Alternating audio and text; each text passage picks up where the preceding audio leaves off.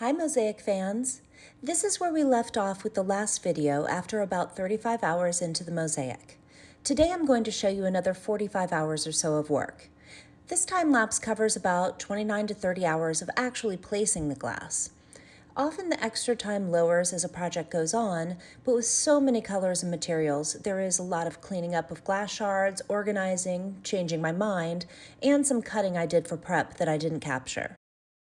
Here I'm finishing the blue and green circles that represent the oxidized copper part of the mosaic. I wish the mosaic was even larger so that I could put in even more color changes, but this is already huge for a mosaic that isn't a commission. I'll have to balance things out the best I can. I can't find the clip of finishing the two circles at the top, but here's where we end up once I've finished with all the blue and green tessera in the foreground. Now on to the starbursts. I want the prominent metallic aspects to have an effect like I've made with some of my starburst projects in the past, but they will be more subtle once the surrounding background glass is placed around it.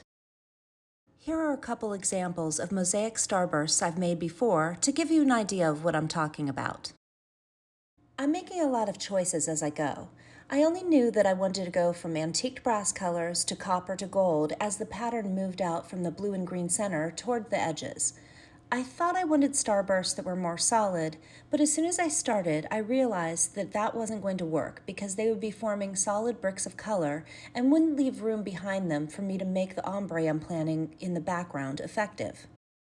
I also intended to make each starburst unique, but then realized that there was too much going on in similar color tones to have that much chaos. Using pattern repetition will be better to clarify the design.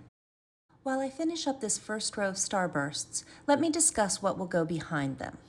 Originally, I had planned to continue making brown and copper circles around the blue and green circles, changing colors in an ombre style until I get to an iridescent cream.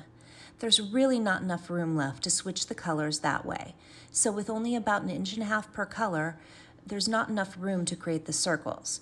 Plus, with all the spikes from the starbursts, it is hard to get patterns going in these spaces even if there was enough room for the circles color-wise.